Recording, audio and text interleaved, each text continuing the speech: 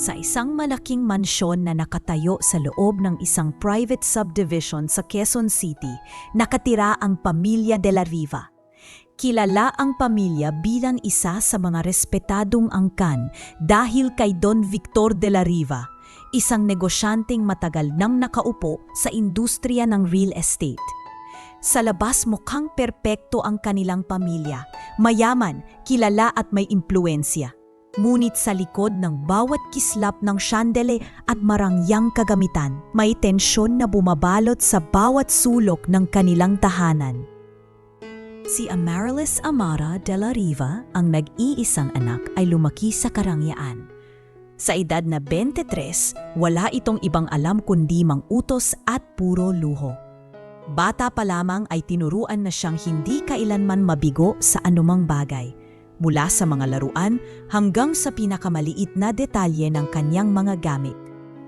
Kung ano ang gusto mo, anak, dapat makuha mo. Madalas sabihin ng kanyang ama noong bata pa siya. Dahil dito, naging spoiled at madaling magalit si Amara at walang pakialam sa hirap ng mga taong nasa paligid niya. Sa kabilang banda, palaging nariyan si Lorin, ang kanilang katulong. Sa edad nitong nasa 50s, siya ang isa sa mga pinakamatagal nang nagsilbi sa pamilya. Tahimik lamang si Lorin, bihirang magsalita maliban kung tinatanong. Masipag siya, laging nauunang gumising at laging nahuhuling matulog. Siya ang nag-aayos ng hapagkainan, naglalaban ng mga damit, at naglilinis ng mansyon na halos kasing laki na ng isang maliit na paaralan.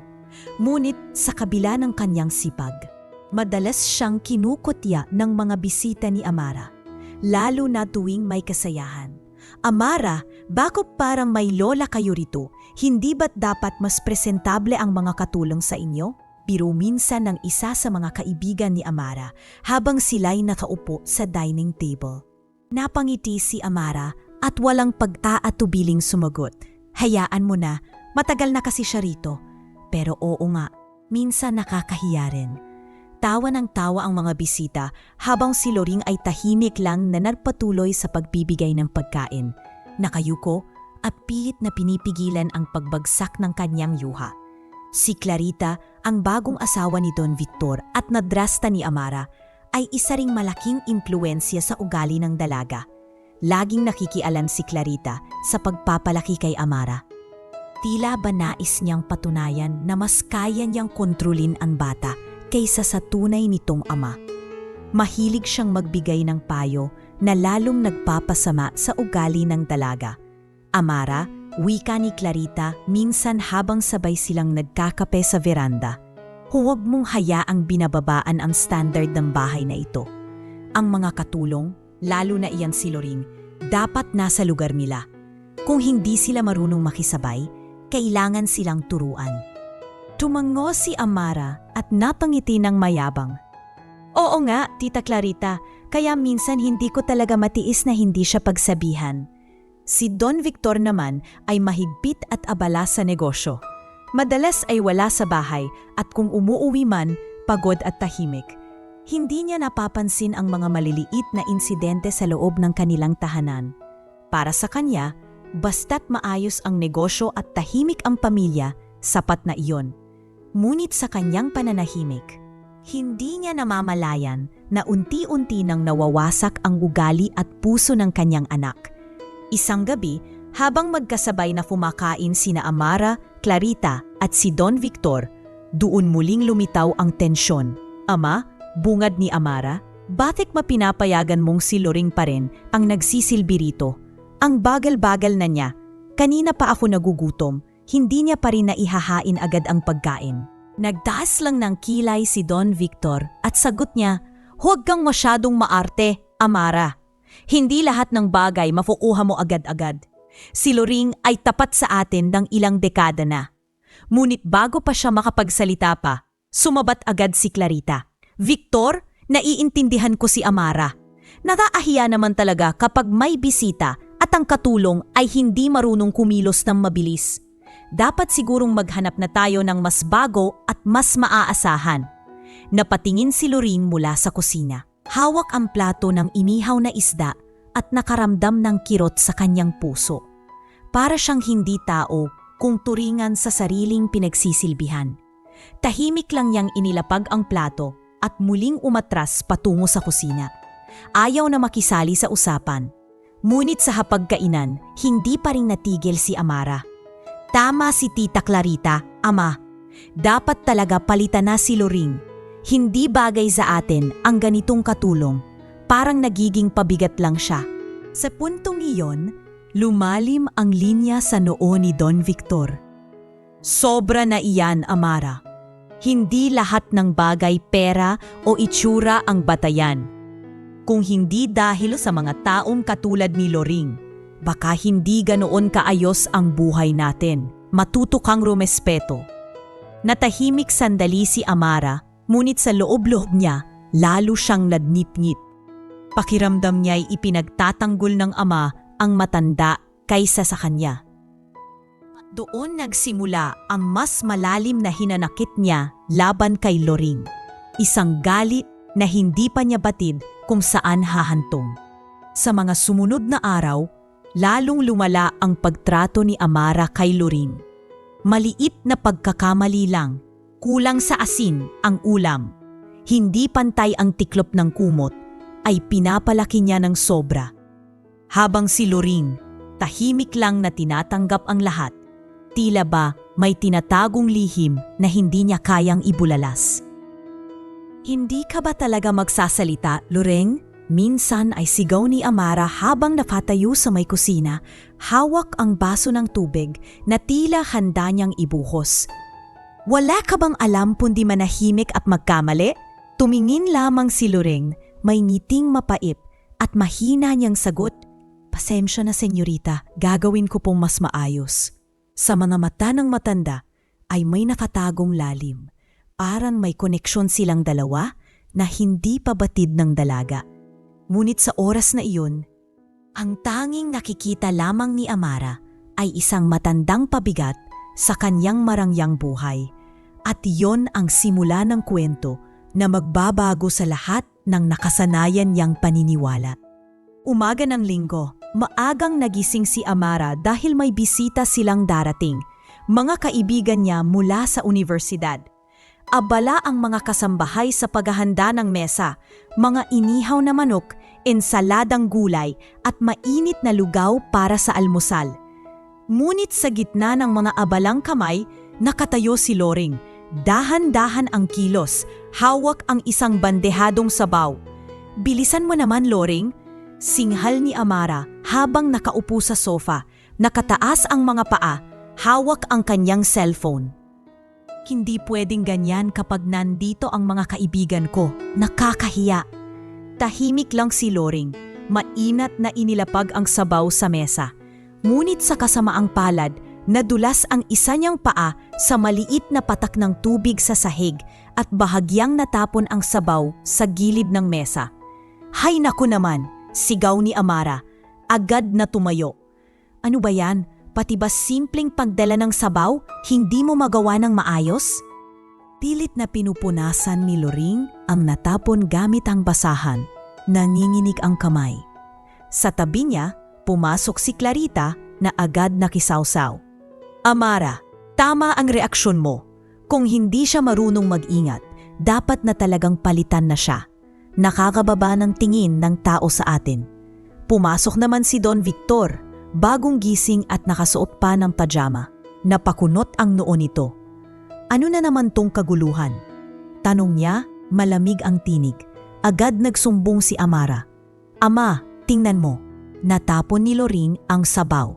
Kung nandito ang mga bisita ko, kahihiyan tayo. Huminga ng malalim si Don Victor. Amara, hindi lahat ng pagkakamali ay dapat pagtaasan ng boses.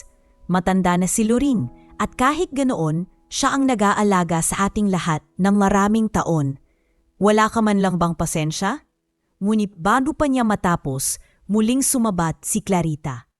Victor, hindi ka ba naiimpindihan?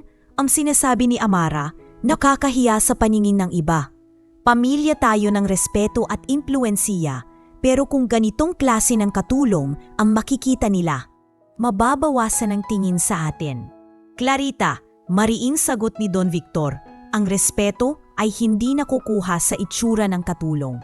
Ang respeto ay nakukuha kung paano nating tratuhin ang mga taong mas mababa kaysa sa atin. Saglit na natahimik ang lahat, ngunit hindi nakapigil si Amara. Ama, lagi mo nalang ipinagtatanggol si Loring. Ako ba ang anak mo o siya? Bakit parang mas pinapahalagahan mo pa ang katulong kaysa sa akin? Tila tinamaan si Don Victor sa sinabi ng anak. Amara, mahina niyang sagot. Hindi mo naiintindihan ngayon, pero balang araw maiintindihan mo ang halaga ng pagiging mapagpakumbaba. Habang nag-uusap sila, nanapiling tahimik si Loring, nakatingin lamang sa kanila. Pilit tinatago ang mga matang puno ng lungkot. Umiling siya at umalis patungo sa kusina, iniwasan ang pagtatalo. Dumating ang mga kaibigan ni Amara bandang 10:00. Puno ng tawa at ingay ang buong mansyon. Ila ba hindi nagkaroon ng sigalot kaninang umaga? Ngunit nang ilabas muli ni Loring ang mga putahe, muling nagbigay ng komento ang isa sa mga kaibigan ng dalaga. Amara, ito ba yung katulong nyo? Parang ang tanda na. Hindi ba kayo nahihiya? Tumawa si Amara, sinakyan ang biro. Oo nga matagal na kasi siya rito. Pero minsan nakakairita na rin, lalo na kapag palpak. Nagtawanan ang mga bisita, samantalang si Loring ay nakayuko. Tahimik na inihahain ang pagkain. Ramdam niya ang bigat sa kanyang dibdib, ngunit wala siyang lakas ng loob na magsalita. Maya-mayay, lumapit si Nelia, isa pang batang kasambahay, at bumulong kay Loring. Nay, wag niyo na lang po pansinin. Ganyan po talaga si Senyorita Amara. Baka balang araw magbago rin siya. Mahina lang nang umiti si Loring. Sanay na ako, Nelia. Sanay na ako. Kinagabihan, habang naglalagay ng mga plato sa kusina, napadaan si Amara at nakitang nag-iisa si Loring. Hindi niya pinalampas ang pagkakataon. Tandaan mo, Loring, matalim niyang sabi. Ako ang may-ari ng bahay na ito, hindi ikaw. Huwag mong isipin na may halaga ka pa. Kung hindi dahil sa awa ni Ama, matagal ka nang wala rito. Napatingin si Loring, ngunit imbes na sumagot, tumango lang ito. Opo, senyorita. Lalong nainis si Amara. Bakit hindi ka man lang lumalaban? Wala ka bang boses? Wala ka bang pride? Ngunit ang tanging sagot ng matanda, mas pipiliin ko na lang ang manahimik kaysa lalong lumala. Naglakad palayo si Amara, bitbit ang galit at pagkayamot. Sa isip niya, mas lalo lang niyang gustong tanggalin ang presensya ni Loring sa kanilang tahanan. Ngunit hindi niya alam, sa katahimikan ng matanda, may mga lihim na unti-unting babago sa kanyang buhay.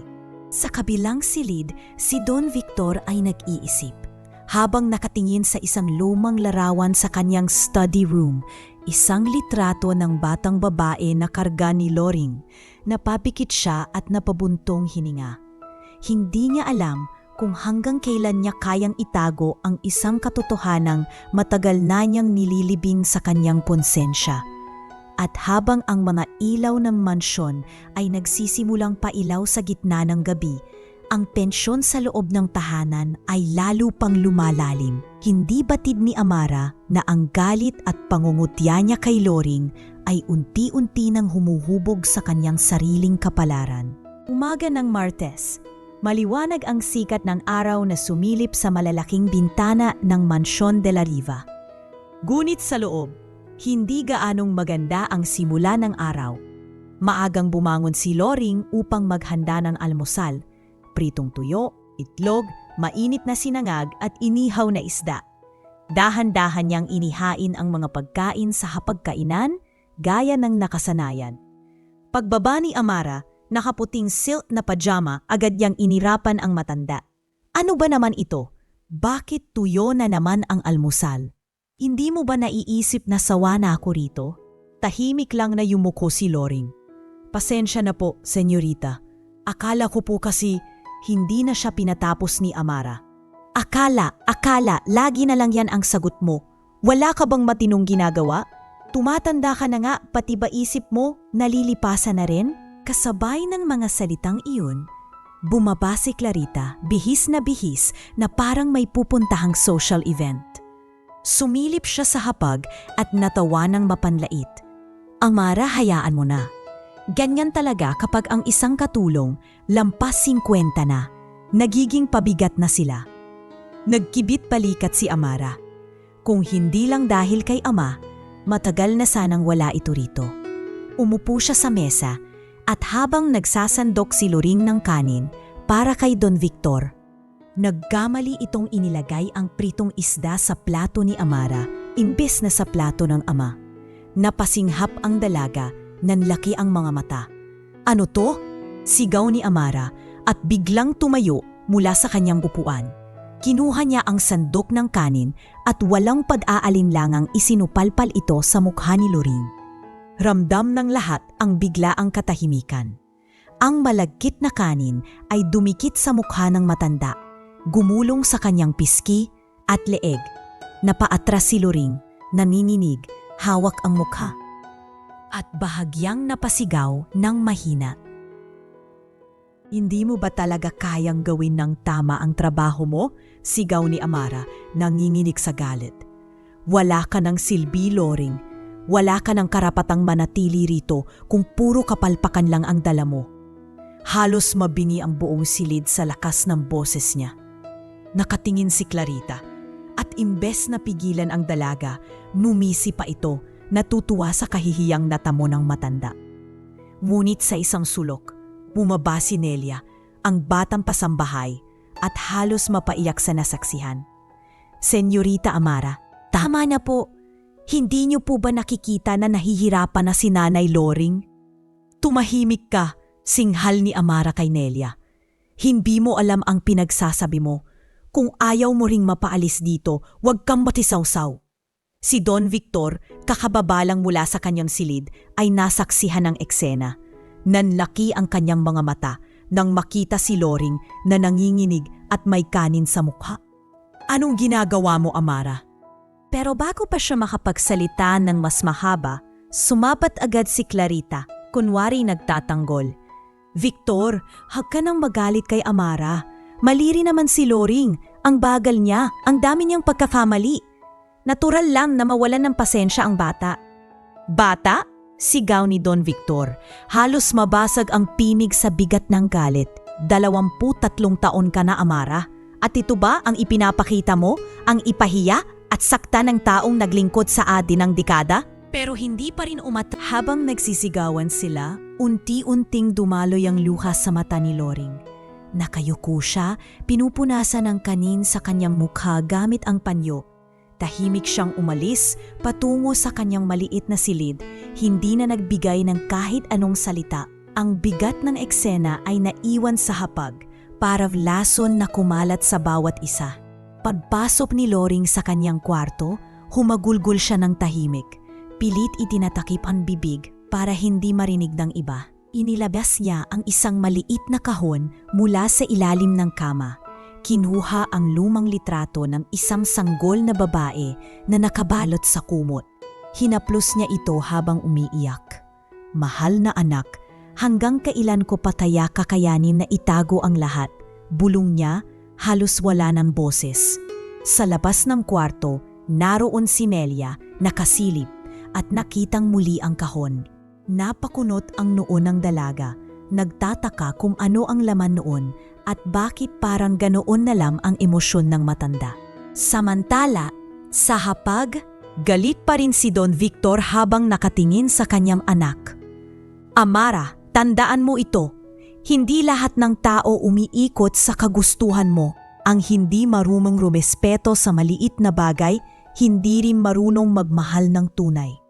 Ngunit, nagpakunwari si Clarita na kakampi. Victor, wag mo namang pagalitan si Amara ng ganyan. Bata pa siya, natuputo pa. Hindi na siya bata, mariin sagot ni Don Victor.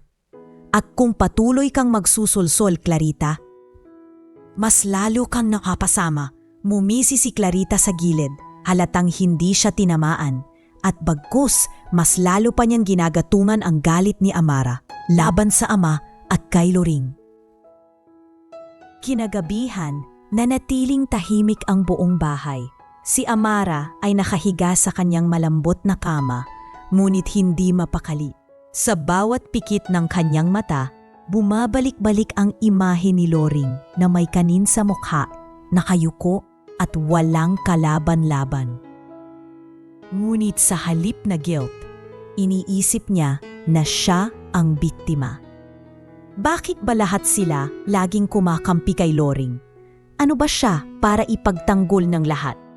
Bulong niya sa sarili, mahigpit ang hawak sa unan. Hindi niya alam ang ginawa niyang iyon ay simula ng pagbabagong magpapaguho sa kanyang buong mundo. Kinabukasan, tila malamig ang hangin sa loob ng mansyon. Maagang bumaba si Amara, nakabihis ng mamahaling blouse at pantalon, habang ang mga kasambahay ay abala sa paghahanda ng almusal. Nakaupo siya sa mesa, hawak ang cellphone, abala sa pakikipag-chat sa mga kaibigan. Ngunit napansin niyang walang dumating na magdadala ng kape sa kanya gaya ng nakasanayan. "Hoy, Loring!" sigaw ni Amara. Hindi inaalis ang tingin sa screen. "Nasaan na ang kape ko? Hindi ka ba marunong gumising ng maaga? Lagi kang huli." Walang sumagot. Ilang minuto pa'y dumating si Nelia, dala ang tray ng kape. "Senyorita, pasensya na po, ako na muna. Si Nanay Loring po kasi hindi bumangon kanina." Napataas ang kilay ni Amara. "Ano? Bakit? Nagpapahinga? Aba, wala nang ang silbi, nadadahilan pa." Ngunit sa likod ng kanyang boses, may halong kaba ang naramdaman ng iba pang kasambahay. Si Loring na dating laging maagang gumigising, hindi raw lumabas sa kanyang silid. Pinuntahan ni Nelia ang kwarto ni Loring at nadatnan itong nakahiga. Napatalukbong ng kumot. Namumutla ang mukha nito at mabagal ang paghinga. Agad siyang tumakbo pabalik sa sala. "Don Victor, Senyorita Amara, si Nanay Loring po. Mahina po siya, parang may sakit sa dibdib." Halos pasigaw na sabi ni Nelia. Nagulat si Don Victor. Agad siyang tumayo mula sa pagkakaupo sa sofa. "Ano? Nasaan siya?" At dali-dali niyang tinungo ang silid ng matanda. Sumunod si Amara, ngunit may halong imis. Kung nagkakasakit siya, hindi ba't mas lalo siyang pabigat? Dapat na talaga siyang palitan, Ama. Tumigil si Don Victor at tiningnan ang anak ng masama. "Amara, wala kang karapatang magsalita ng ganyan. Tao rin si Loring. At kung siya'y may sakit, responsibilidad natin siyang alagaan." Ngunit sa halip na matigil, nag-irap si Amara. "Responsibilidad? Hindi ko naman siya pamilya, Ama. Katulong lang siya." Ang mga salitang iyon ay tila punyal na tumusok sa puso ni Don Victor. Pinili niyang huwag nang magkomento at tinuloy ang pagpunta sa silid. Nadatnan nilang nakahiga si Loring, halos hindi makakilos. Hawak-hawak niya ang dibdib at pawis na pawis. "Senyor, pasensya na po. Mahina na yata ako." Mahinang bulong niya. Agad tumawag si Don Victor sa kanilang driver. "Ihanda ang kotse, dalhin natin siya sa health center." "Hindi na po kailangan," pigil ni Loring. Nanginginig ang boses. "Ayaw kong maging abala. Baka gastusin lang ako." "Loring, tumahimik ka na lang. Hindi mo kailangang isipin yun." Mariing sagot ni Don Victor. Kita sa kanyang mga mata ang pagkabahala. Tila ba may bigat na bumabalik sa kanyang konsensya. Samantala, si Clarita na noon ay bumaba na rin, umismit. "Victor, talaga bang kailangan pang abalahan ng lahat dahil lang sa katulong? Maghanap na lang tayo ng kapalit. Hindi ba't mas magahan iyon para sa lahat?" "Clarita, kung wala kang malasakit, manahimik ka na lang." Malamig na tugon ni Don Victor. Nadala si Loring sa health center sa tulong ni Mang Resty, kapitbahay at matagal nang nakakakilala sa pamilya. Matapos ang pagsusuri, lumabas ang resulta. May iniindang sakit sa puso si Loring at kailangan nitong magpahinga. Mahina na ang kanyang katawan, sabi ng doktor. Kung patuloy siyang magtatrabaho ng mabigat, baka lumala. Naroon si Amara, nakatayo sa gilid at hindi maitago ang pagkairita. Kung ganun pala, Ama, mas lalo siyang walang silbi. Dapat na talaga siyang umalis. Napalingon sa kanya si Mang Resti, may halong pagkadismaya sa boses. Senyorita Amara, pasensya na po, pero hindi tama ang sinasabi niyo. Ang matandang yan, siya ang bumubuhay sa mansyon niyo sa loob ng napakaraming taon. Kung ako sa inyo, dapat igalang niyo siya. Nagulat si Amara sa tapang ng salita ng kapitbahay, ngunit pinili na lang niyang umiwas at tumahimik. Kinagabihan, bumalik si Loring sa mansyon, mahina at tahimik.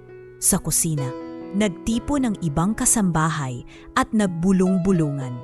Grabe na talaga si Senyorita Amara, wika ng isa. Hindi man lang naaawa sa matanda. Oo nga, sagot ng isa pa. Kung ibang amo lang siguro, matagal nang pinalaya si Amara kung ganyan ang ugali. Hindi nila alam, naroon sa hagdanan si Amara. Nakikinig sa kanilang usapan. Sa unang pagkakataon, may bahagyang kirot siyang naramdaman sa dibdib. Ngunit agad din niyang itinaboy. Hindi ako ang masama rito. Siya ang nagdudulot ng kahihiyan, bulong niya sa sarili. Ngunit sa loob-loob niya, nagsimula ng kumirot ang kanyang konsensya. Isang damdaming hindi pa niya lubos na maunawaan. Sa kanyang silid, nakahiga si Loring.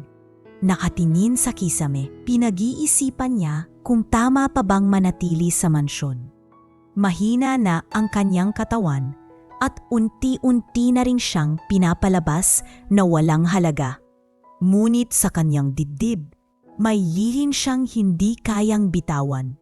Isang katotohanang nakatali mismo kay Amara. Hinaplos niya muli ang lumang kahon sa ilalim ng kanyang unan.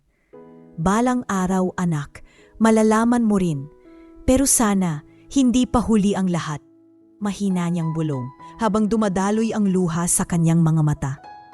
At sa labas ng kanyang pintuan, si Nelia, na narinig ang kanyang mamasalita, ay lalong nagtaka at nagsimulang maghinala. Ano ba talaga ang koneksyon ni Nanay Loring kay Senyorita Amara? Kinabukasan, halos tahimik ang buong mansyon. Hindi tulad ng nakasanayan na maririnig ang mga yabag ni Loring sa umaga, ngayon ay tanging kaluskos ng mga batang kasambahay ang bumabalot sa kusina. Si Amara nakaupo sa dining table at nagpipedicure. Habang nagbabasa ng fashion magazine ay napansin ang pagkaantala ng kanyang almusal. Bakit ang tagal? Sigaw niya, sabay hampas ng magazine sa mesa. Si Loring ba? Natutulog pa rin? Dumating si Nelia. Dala ang tray ng pandesal at mainit na gatas. Pasensya na po, senyorita. Si Nanay Loring po kasi hindi pa rin bumabangon. Nahihilo pa raw siya. Umirap si Amara, halatang inis. Aba, sobra na talaga. Una, nagkasakit-sakitan. Ngayon, hindi na bumabangon? E di mas lalo siyang pabigat? Tahimik lang si Nelia, ngunit may bahagyang galit na kumislot sa kanyang dibdib. Hindi niya magawang sumagot. Bagkus ay umalis na lamang upang pumalik sa kusina. Samantala, nasa silid pa rin si Loring. Nakahiga, mahina ang paghinga. Milingon niya ang maliit na kahon sa gilid ng kanyang kama, kung saan nakatago ang mga sulat at lumang larawan. Para bang gusto na niyang buksan ito at ipakita sa lahat ang katotohanan, ngunit pinipigilan pa rin siya ng takot. Sa kalagitnaan ng paglilinis, napansin ni Nelia ang bahagyang nakabukas na kahon sa ilalim ng kama ni Loring. Habang wala ang matanda, yumuko siya at maingat na sumilip. Doon, nakita niya ang ilang lumang papel, may mga sulat at isang punit na litrato ng batang babae na hawig kay Amara noong maliit pa ito. Agad siyang napatakip ng bibig, parang si senyorita. Mahina niyang bulong. Kinuha niya ang isang liham, nanginginig ang mga kamay habang binabasa. Sa aking mahal na anak, patawarin mo ako kung iniwan kita noon. Hindi ko nais na lumaki kang malayo sa akin. Ngunit sa hirap ng buhay at sa pangakong mas maayos ang kinabukasan mo, pinilit kong isuko ka sa pamilyang may kaayahan. Hanggang ngayon, araw-araw kitang dinadalangin. Halos maluha si Nelia sa kanyang nabasa. Hindi niya alam kung paano haharapin ang impormasyong iyon. Dali-dali niyang isinara muli ang kahon at nagdesisyon na sabihin ito kay Don Victor kapag may pagkakataon. Bandang hapon, bumalik si Don Victor mula sa kanyang business trip. Pagkapasok pa lamang niya sa sala, sinalubong agad siya ng masamang balita ni Nelia. Don Victor, pasensya na po pero kailangan niyo pong malaman. Habang naglilinis po ako sa kwarto ni Nanay Loring, may nakita po akong mga lumang sulat. Para po yata iyon sa kanyang anak. At sa tingin ko po, baka may koneksyon siya kay Senyorita Amara. Nanlaki ang mga mata ni Don Victor. Anong ibig mong sabihin? Inabot ni Nelia ang liham, nanginginig. Ito po, basahin niyo na lang po. Binasa ni Don Victor ang sulat at bawat linya ay pila palasong tumutusok sa kanyang dibdib. Napaupo siya sa sofa. Hawak-hawak ang papel. Hindi, paano ito nangyari?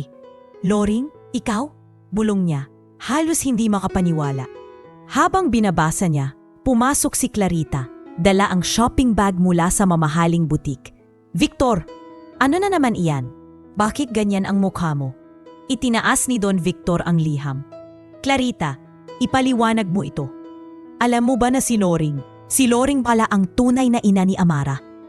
Halos mabitawan ni Clarita ang hawak na bag. Anong pinagsasabi mo? Hindi totoo yan. Isa lang siyang katulong. Wala siyang kinalaman kay Amara. Pero may mga dokumento, may mga sulat, pati litrato. Hindi ito katang-isip, Clarita. Mariing sagot ni Don Victor. Victor, kahit pa, hindi ba't mas mabuti nang hindi malaman ni Amara? Isipin mo na lang kung anong kahihiyan ang dadating sa atin kung malalaman ng lahat na ang anak ng isa sa pinakamayamang negosyante sa lungsod ay galing pala sa isang ordinaryong babae, isang katulong? Nagnit-ngit si Don Victor. Tumayo at mariing tumingin kay Clarita. Mas kahihiyan ang patuloy na pagtatago ng katotohanan. Paano ko mahaharap ang anak ko kung malaman niyang itinago ko ito sa kanya? Tahimik si Clarita. Ngunit sa loob-loob niya, bumabalot ang takot. Takot na mawalan siya ng kapangyarihan sa wansyon, lalo na kay Amara. Kinagabihan, dumalaw si Don Victor sa silid ni Loring. Nakaupo siya sa gilid ng kama, hawak pa rin ang liham. Loring, mahina niyang sabi, bakit hindi mo sinabi sa akin noon?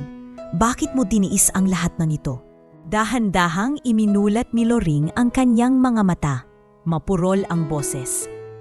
Victor, pinili kong manahimik. Ang mahalaga, lumaki si Amara nang may magulang na kaya na ibigay ang lahat ng bagay na hindi ko kayang ibigay. Hindi ko naisip na darating ang oras na malalaman ninyo. Napatakip ng mukha si Don Victor. Ramdam ang bigat ng kanyang konsensya. Ngunit anong mukha ang ihaharap ko kay Amara kapag nalaman niyang itinago natin ang lahat ng ito? Tahimik na pumatak ang luha ni Loring. Masakit man, pero baka panahon na, Victor. Baka panahon ng malaman niya. At sa labas ng pinto, hindi nila alam naroroon si Amara. Hindi niya lubos na naririnig ang lahat ng usapan, ngunit malinaw sa kanyang pandinig ang mga salitang tunay na ina. Nanigas siya sa kinatatayuan, hindi makapaniwala. Sa kanyang dibdib, unti-unting sumisibol ang pagkalito at takot. Isang emosyon na hindi pa niya naramdaman noon. Gabi na at tahimik ang mansyon maliban sa mahihinang yabag ni Amara na bumaba mula sa ikalawang palapag. Hindi siya mapakali mula nang marinig ang mga salitang tunay na ina mula sa silid ni Loring.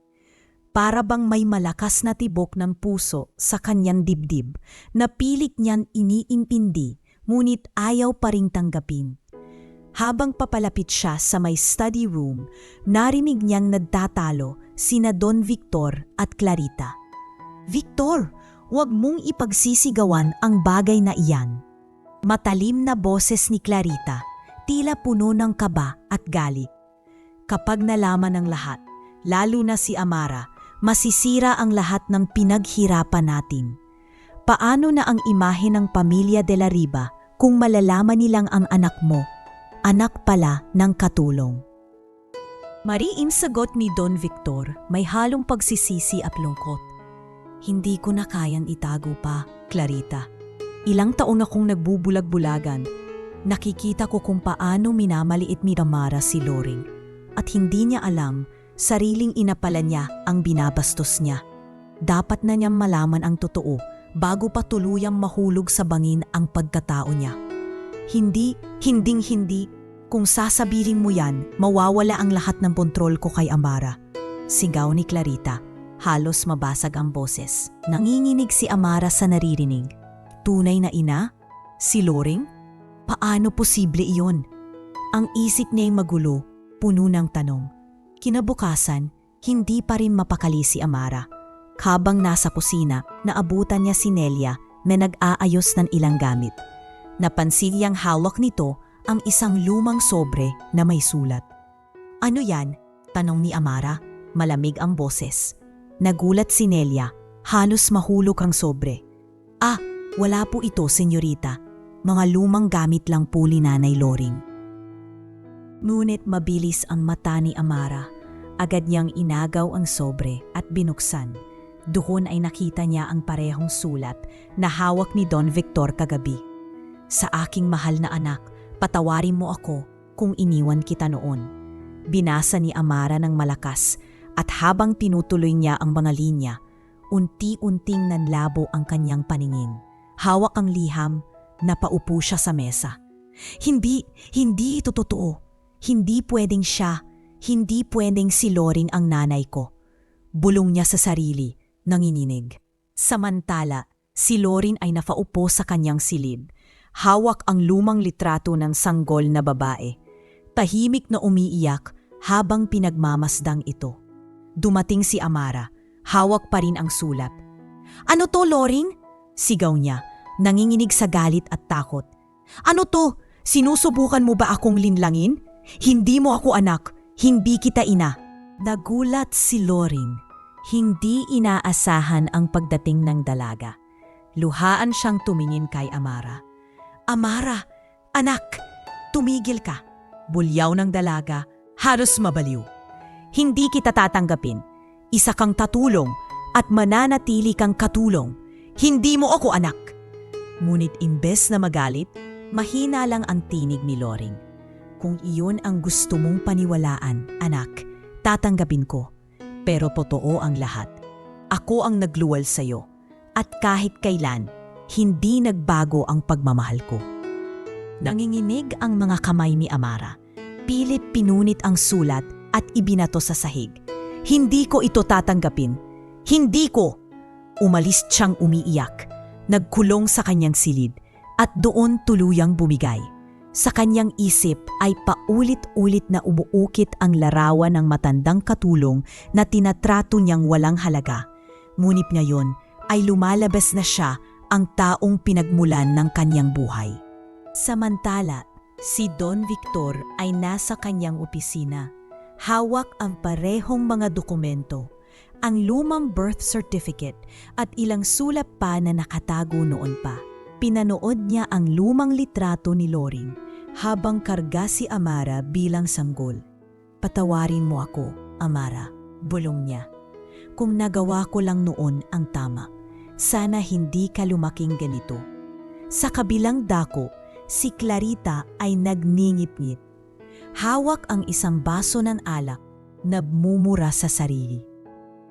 Hindi ko hahayaang masira ang posisyon ko dahil sa isang matandang iyon. Kung kailangan, gagawa ako ng paraan para hindi na malaman pa ni Amara ang buong katotohanan. Ngunit ang katotohanan ay unti-unti nang lumalantad at kahit anong pagtatakip ni Clarita, hindi na ito maitatago pa. Ang lihim na itinago ng maraming taon ay nagsisimula ng lumabas sa liwanag. At si Amara ay unti-unti nang nasasakal sa sariling emosyon, galit, takot at guilt na hindi niya kayang tanggapin. At sa gabing iyon, sa kanyang silid, bumulong siya sa sarili.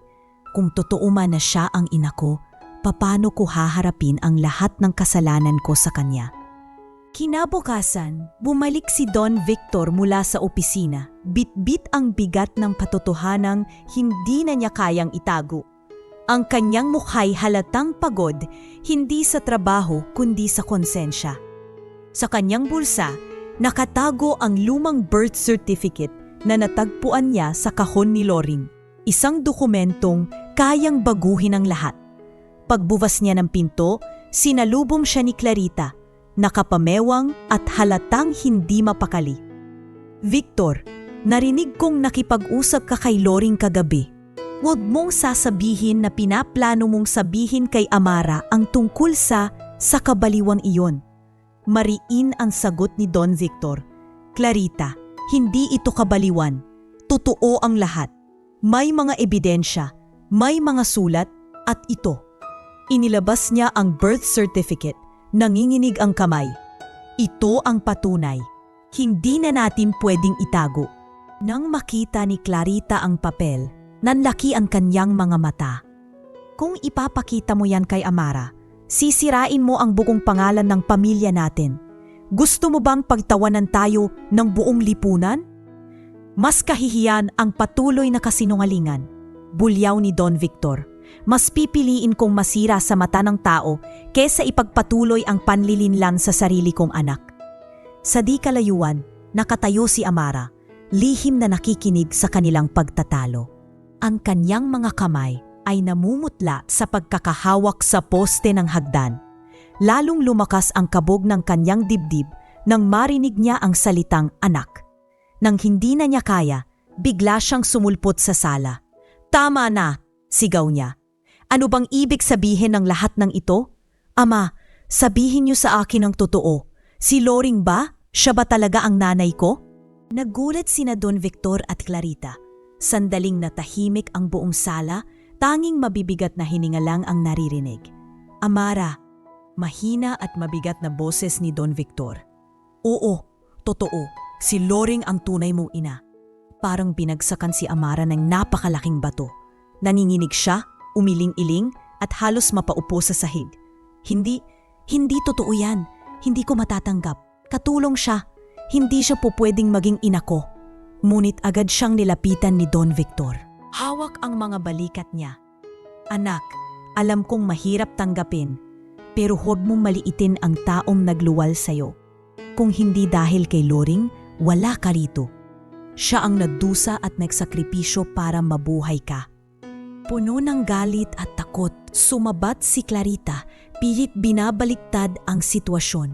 "Amara, huwag kang maniwala. Ginagamit ka lang nila. Isipin mo, ilang taon ka nang kasama ng pamilya de la Riva. Ako ang nagpalaki sa'yo, hindi siya. Ako ang naging ina mo, hindi ang isang katulong." Ngunit imbes na kumalma, lalong nasaktan si Amara. "Kung totoo ngang ako'y anak ni Loring, bakit hindi niyo sinabi? Bakit ako lumaking walang alam? Bakit pinaniwalaan ko na ikaw, Clarita, ang nanay ko?" Hindi nakasabot si Clarita. Sa unang pagkakataon, namutla siya. Hindi dahil sa hiya, kundi sa takot na tuluyang mabunyag ang lahat ng kanyang kasinungalingan. Sa mga oras na iyon, tahimik na bumaba si Loring mula sa hagdan, dala ang isang lumang kahon. Nanginginig ang mga paa niya, ngunit pinilit niyang humarap. "Amara," mahina niyang wika, nangingilid ang luha. "Anak, patawarin mo ako. Hindi ko ginusto na lumayo sa'yo. Pinilit lang ng pagkakataon, pinilit ng kahirapan at pangako na mas magiging maganda ang kinabukasan mo sa piling ng ama mo." Napatitig si Amara kay Loring. Nakita niya ang mga mata nitong puno ng pagdurusa at pag-ibig. Ngunit ang puso niya'y naguguluhan, hati sa pagitan ng galit at awa. Kung totoo ang lahat ng ito, nanginginig na boses niya, paano ko haharapin ang lahat ng ginawa ko sa'yo? Paano ko haharapin ang kasalanan ko na isinupalpal kita ng kanin, ipinahiya kita, trinato kitang wala lang? Lumapit si Loring, hawak ang kamay ng dalaga. Amara, kahit ano pa ang nangyari, mahal pa rin kita. Kahit kailan, hindi nagbago ang pagmamahal ko sa'yo. Hindi ako naghihintay ng kapalit. Ang tanging hiling ko lang, matuto kang magmahal at rumespeto, hindi lang sa akin, kundi sa lahat ng tao. Samantala, si Don Victor ay nakayuko. Ramdam ang bigat ng kanyang mga kasalanan. Kung may pagkukulang man, ako ang may pinakamalaking kasalanan. Ako ang pumili na itago ang lahat para sa kapakanan ng negosyo at pangalan. Pero anak, huwag mong hayaang lamunin ka ng galit. Masisira ka lang. Sa tabi nila, si Clarita ay nananahimik. Ngunit sa kanyang mga mata ay halatang nag-aapoy ang inggit at galit. Hindi niya matanggap na sa isang iglap ang posisyon niya sa buhay ni Amara ay biglang guguho. At sa gabing iyon, natapos ang lahat sa katahimikan. Ngunit hindi na iyon ang dating tahimik na mansyon. Sa halip, puno ito ng bigat ng katotohanang tuluyang nagbago sa buhay nilang lahat. Matapos ang gabing iyon, hindi pa rin mapakali si Amara. Buong magdamag siyang nagkulong sa kanyang silid, paulit-ulit na iniisip ang narinig at nakita, ang sulat, ang mga salita ni Don Victor, at higit sa lahat ang pag-amin mismo ni Loring. Lahat iyon ay parang mabibigat na timik na nakabaon sa kanyang dibdib. Kinabukasan, habang nasa sala siya at nakaupo sa mamahaling sofa, narinig niyang muling nagtatalo ang kanyang ama at si Clarita. "Victor, mali ang ginawa mo. Hindi dapat nalaman ni Amara ang lahat ng yan." Mariin sigaw ni Clarita, may kasamang takot. "Hindi mo ba naiintindihan? Sa oras na tanggapin niyang anak siya ng isang katulong, mawawasak ang lahat ng reputasyon natin." "Reputasyon?" Mariing tugon ni Don Victor. "Reputasyon ba ang mas mahalaga kaysa sa katotohanan? Kung anak natin ang nakataya, wala akong pakialam sa sasabihin ng iba. Tama na ang kasinungalingan, Clarita." Nakahinto si Amara sa anyang kinauupuan, nakikinig sa bawat salita. Ang kanyang mga palad ay pinagpapawisan, ang isip niya ay naguguluhan.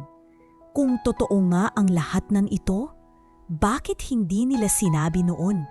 At bakit pakiramdam ko, ako ang pinakaapi, kahit ako naman ang lumaki sa karangyaan? Nang hapon ding iyon, nagpasya siyang harapin si Loring. Binuksan niya ang pinto ng silid ng matanda. Nandoon si Loring, nakahiga, mahina pa rin, hawak ang rosaryo at tila nagdarasal. "Amara," mahinang bulong ni Loring nang makita ang dalaga. "Salamat at dumalaw ka." Ngunit hindi nagpakita ng lambing si Amara. Tumayo siya sa gilid ng kama. Malamig ang tinig. "Gusto ko lang linawin ang lahat. Totoo ba talagang ikaw ang ina ko?" Tumulo ang luha ni Loring, tumango. "Oo anak, ako ang nagluwal sa iyo. Ngunit dahil sa kahirapan noon, napilitan akong ipaubaya ka kay Don Victor. Masakit, pero iyon ang tanging paraan para mabigyan ka ng maayos na kinabukasan." Nanginginig ang tinig ni Amara. Nangingibabaw ang galit kaysa awa. Kung totoo ang lahat ng iyan, bakit hindi mo sinabi? Bakit pinabayaan mong lumaki akong walang alam? Pinabayaan mong maliitin kita, apihin kita, tratuhin kang walang halaga. Umiling si Loring, humawak sa kamay ng dalaga. "Dahil alam kong kung oras na iyon ay sasaptan ka lang ng katotohanan. Anak, lahat ng ginawa ko'y para sa'yo, kahit natatanggap ko ang masasakit mong salita. Hindi kailanman nagbago ang pagmamahal ko." Napakalas si Amara, mabilis na binawi ang kamay. "Mahal? Ano ang silbi ng pagmamahal mo kung itinago mo sa akin ang lahat? Hindi kita ina, hindi ko matatanggap yan." Tumalikod siya, humahangos at lumabas ng silid, iniwan si Loring na luhaan at humihikbi sa katahimikan. Sa kaniyang silid, naglalakad-lakad si Amara, hindi mapakali. Ang kanyang isip ay puno ng galit. Ngunit sa ilalim ng galit na iyon ay may kumakapit na emosyon na hindi niya mawari. Guilt. Paano kung totoo nga? Paano kung ang lahat ng sinabi nila ay hindi kasinungalingan? Ngunit pilit niyang tinataboy ang damdaming iyon. Maya-maya, Kumatok si Don Victor at pumasok. "Anak," anya, malambot ang boses. "Alam kong mahirap para sa'yo, pero sana subukan mong buksan ang puso mo. Huwag mong hayaan na lamunin ka ng galit. Ang dugo na dumadaloy sa katawan mo ay galing sa kanya. Hindi, Ama," singhal ni Amara. Tumutulo ang luha. "Hindi ko matatanggap na ang katulong na iyon ang ina ko. Ano na lang ang iisipin ng mga tao? Ano na lang ang tingin nila sa akin?" Umiling si Don Victor, puno ng sakit ang tinig. "Kung iisipin mo lang ang tingin ng iba, anak, habang buhay kang magiging bihag ng sarili mong kayabangan. Hindi ba't oras na para makita mo kung ano ang tunay na halaga ng isang tao?" Habang nangyayari ito, si Clarita ay nasa veranda, nagmamasid at lihim na nagngingit-ngit. Pinakinggan niya ang lahat ng usapan at sa kanyang isip ay naglalaro ang masamang plano. Kung tatanggapin ni Amara si Loring, mawawala na ang impluensya ko. Hindi ko hahayaang mangyari iyon. Ngunit hindi na niya alam na kahit gaano pa niya pigilin, ang katotohanan ay unti-unti nang bumabaon sa puso ni Amara, kahit pilit niya itong tinatanggihan. Sa gabing iyon, mag-isa sa kanyang silid, hawak ang punit na bahagi ng liham na nabasa niya. Napahagulgol si Amara. Kung siya nga ang ina ko, Diyos ko, ano na lang ang gagawin ko? Paano ko babayaran ang lahat ng sakit na ibinigay ko sa kanya? Sa unang pagkakataon, naramdaman niya ang bigat ng konsensya, isang bagyong hindi niya mapigilan. At sa kanyang pagyuha, alam niyang darating ang araw na wala na siyang matatakbuhan kundi ang katotohanang tinatanggihan niya ngayon. Kinabukasan, tila mabigap ang hangin sa loob ng mansyon. Ang mga kasambahay ay nagtipon sa sala, nagbubulungan tungkol sa mga pangyayaring naganap nitong mga nakaraang araw. Si Loring, bagamat mahina pa rin, ay pinilit bumangon mula sa kanyang silid at naupo sa lumang upuan sa sala. Nakaalalay sa kanya si Nelia, habang ang iba ay nakamasib lamang. Ilang sandali pa'y bumaba mula sa ikalawang palapag si Amara. Pulang-pula ang kanyang mga mata, halatang hindi nakatulog. Hindi na siya nakapagsuot ng mamahaling damit tulad ng nakasanayan, kundi isang siapleng house dress lamang. Habang bumababa siya ng hagdan, nakatingin sa kanya ang lahat, mga kasambahay, ang kanyang ama at maging si Clarita na nakatayo sa isang tabi, nanonood na parabang naghihintay ng malaking eksena. Pagdating niya sa sala, huminto siya sa tapat ni Loring. Ilang segundong katahimikan ang bumalot bago siya dahan-dahang lumuhod sa sahig. "Nanay," halos pabulong na lumabas sa kanyang bibig, nanginginig ang tinig. "Patawarin mo ako." Nagulat ang lahat ng nasa paligid. Si Nelia ay napahawak sa kanyang dibdib at ang iba pang mga tauhan ay natigilan. Maging si Don Victor ay hindi makapaniwala sa kanyang nakikita. "Amara," mahinang tugon ni Loring, hindi mapakilos sa gulat. "Ang lahat ng ginawa ko sa iyo." Tumutulo ang luha ni Amara. Tinutop ang kanyang muka. Ang pangiinsulto, ang pang-aalipusta, pati ang kahihiyang isinupalpal ko sa iyo sa harap ng lahat. Diyos ko, paano ko nagawa yon? At ikaw pala ang nanay ko. Humagulhol siya at miyakap ang mga tuhod ng matanda. "Patawarin mo ako, nanay. Hindi ko alam na ikaw pala. Kung alam ko lang, hindi ko sana nagawa ang lahat ng iyon." Tahimik na luha ang bumuhos sa mga mata ni Loring. Dahan-dahan niyang hinaplos ang buhok ni Amara, nanginginig ang kamay.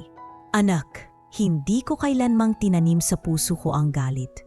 Lahat ng sakit tiniis ko dahil alam kong may isang araw na makikita kita bilang anak ko, hindi bilang amo." Nang marinig iyon, lalo pang humaghulgol si Amara. "Nanay, tatanggapin mo pa rin ba ako? Kahit sa lahat ng kasalanan ko?" "Higit pa sa pagtanggap, anak," tugon ni Loring. Mahina ngunit puno ng pag-ibig. Mahal na mahal kita at hinding-hindi nagbago yun. Habang nagaganap ang tagpong iyon, nakita ng mga kasambahay ang matinding pagbabago.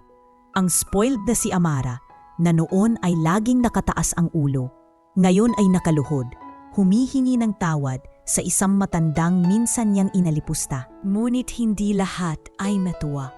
Si Clarita na nakamasib bula sa gilid ay nanlilisik ang mga mata. Halos maputla ang kanyang mukha, pinipigilan ang sarili na sumabat. Hindi pwedeng mabuo ang relasyon nilang dalawa. Kapag nangyari ito, mawawala na ako sa posisyon. Si Don Victor sa kabilang banda ay lumapit at marahang ipinatom ang kamay sa balikat ng kanyang anak. Amara, sa wakas nakikita ko na ang anak na matagal kong pinangarap. Ang pagyuko mo ngayon ay hindi kahinaan, kundi lakas dahil natututo kang magmahal at magpatawad. Huminto ang lahat nang biglang humagulgol muli si Amara, nakatingin sa kanyang ama at pagkatapos ay sa kanyang tunay na ina. Ama, patawarin niyo rin ako. Patawarin niyo ako sa lahat ng kahihiyang dinulot ko sa pamilya natin. Hindi ko alam kung paano ko babayaran ang lahat ng kasalanan ko. Hindi mo kailangang bayaran, anak. Sagot ni Don Victor, mahigpit ang hawak sa balikat niya. Ang tanging kailangan mong gawin ay baguhin ang sarili mo mula ngayon. Ang pinakamahalagang yaman na pwede mong ibigay kay Loring ay ang pagmamahal at respeto na hindi mo na ipakita noon. Sa sandaling iyon, bumuhos ang emosyon ng lahat. Si Nelia ay tahimik na nagpunas ng luha, ang ibang kasambahay ay napayakap sa isa't isa. At si Loring ay buong pusong niyakap si Amara. Ngunit sa kabila ng pagluha ng lahat, si Clarita ay dahan-dahang umalis sa sala, bitbit ang galit at inggit. Sa kanyang isip, hindi pa siya tapos. Kung mawawala ang impluwensya ko kay Amara, gagawa akong paraan para muling makuha ang kapangyarihan ko. Samantala, si Amara ay nanatiling nakaluhod, niyakap ang kanyang tunay na ina. At sa unang pagkakataon sa kanyang buhay, naramdaman niya kung ano ang tunay na kahulugan ng pamilya. Hindi sa pera, hindi sa reputasyon, kundi sa pag-ibig at pagpapatawad. Lumipas ang ilang araw matapos ang emosyonal na tagpo sa sala ng mansyon. Bagamat mas gumaan ang loob ni Amara matapos humingi ng tawad, hindi pa ring mawala ang bigat sa dibdib ni Loring. Sa bawat oras na lumilipas, ramdam niya ang panghihina ng kanyang katawan. Sa kanyang isip, naglalaro ang tanong, dapat ba akong manatili dito para makapiling ang anak ko o oras na para ipahinga ang lahat ng taon ng sakripisyo? Isang hapon, tinipon ni Don Victor ang lahat sa kanilang malaking sala. Si Amara, Loring at maging si Clarita na pilit pa ring pinipigilan ang sarili. Tahimik ang paligid, tanging huni ng mga ibon mula sa hardin ang maririnig. May desisyon akong kailangan gawin. Mahina ngunit buo ang tinig ni Loring. Hindi ko na kayang ipagpatuloy ang pagtatrabaho rito. Ang katawan ko'y pagod na at marahil panahon na para magpahinga ako sa probinsya. Agad na kumunot ang noo ni Amara na pasugod siya sa tabi ng kanyang ina. Nanay, huwag! Na yun palang nagsisimula ang pagkakataon nating magkasama. Hindi pwedeng iiwan mo na ulit ako. Hinawakan ni Loring ang kamay ng dalaga, pinisil ito ng mahina. Anak, hindi kita iiwan, pero hindi na ako pwedeng manatili sa mansyon na ito bilang katulong. Gusto kong makilala mo ako hindi bilang lingkod, kundi bilang ina. At iyon ay hindi ko makakamtan kung mananatili ako rito sa parehong papel. Tumulo ang luha ni Amara. Kung ganoon, hayaan mong ako naman ang mag-alaga sa iyo. Ako ang sasama sa iyo sa probinsya. Iiwan ko ang lahat ng ito kung kinakailangan. Napahawak sa dibdib si Don Victor, tila natamaan sa mga salitang iyon. Amara, hindi mo kailangang iwan ang lahat.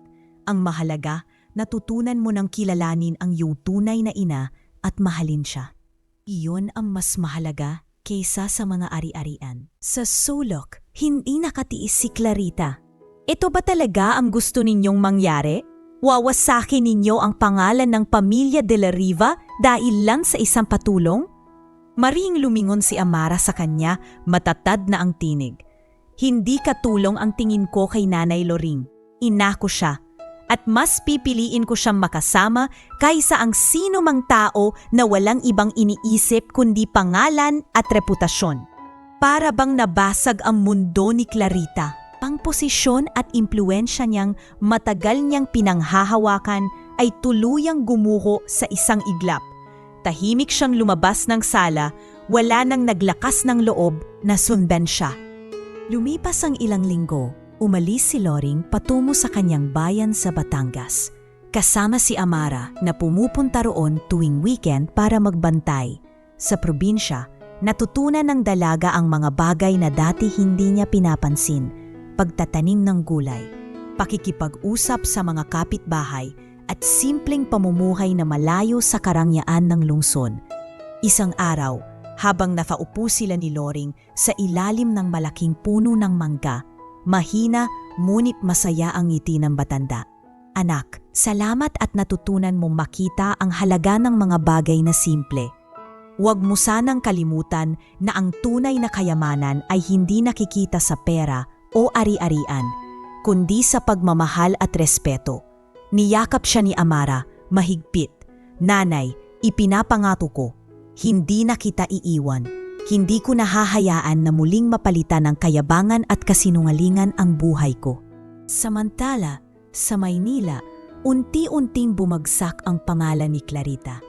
Maraming nalaman tungkol sa kanyang mga panlilinlang sa negosyo ni Don Victor, kaya tuluyan siyang iniwan ng lipunang dati pinagmamalaki niya. Si Don Victor naman ay mas naging malapit sa anak. Bagamat pumupa rin ng pagsisisi, nakahanap siya ng kapayapaan sa pagbabalik ng ugnayan nina Amara at Loring. Sa wakas, unti-unti niyang nabubura ang bigat ng kanyang mga pagkakamali. At sa huling eksena, makikita si Amara na nakasuot ng simpleng besfida naglilinis ng bakuran kasama si Loring. Hindi na siya ang prinsesang spoiled at mapagmataas. Siya na ngayon ang babaeng natuto sa pinakamahirap na paraan kung ano ang tunay na halaga ng isang tao. Sa kanyang isip, nag-iwan siya ng aral na hinding-hindi na mabubura. Ang dugo at puso ng isang ina ay hindi kailanman mabubura ng panahon. Maaaring itago ng kasinungalingan ang katotohanan, ngunit darating at darating ang araw na lalabas ito sa liwanag. At kapag dumating iyon, tanging pagmamahal at pagpapatawad lamang ang makapagliligtas sa ating lahat.